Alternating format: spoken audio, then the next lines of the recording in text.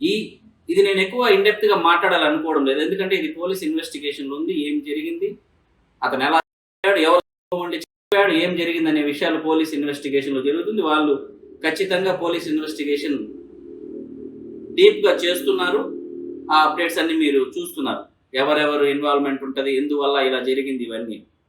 So నేను చెప్పదలుచుకున్నా, June 25 మా మామగారికి యాక్సిడెంట్ అయితే జూన్ 25 మేము అపోలో హాస్పిటల్ మా మామగారిని అడ్మిట్ చేయడం జరిగింది. అక్కడ వారం రోజులు అపోలోలో ఉండడం జరిగింది. డిశ్చార్జ్ అయిన తర్వాత కూడా మేము తరచూ చెన్నై అపోలో హాస్పిటల్కి వెళ్తూ ఉండడం జరిగింది.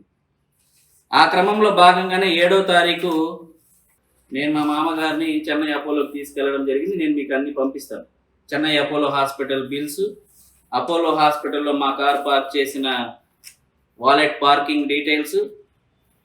మీరు ఎవరైనా చెక్ చేసుకోవచ్చు, అపోలో హాస్పిటల్ సీసీటీవీ ఫుటేజ్ తీసుకుని చెక్ చేసుకోవచ్చు. నేను క్లుప్తంగా చెప్పాలనుకుంటున్నాను. సో ఈ ఇష్యూ వెనక చాలా పెద్ద కుట్రకోణం ఉంది.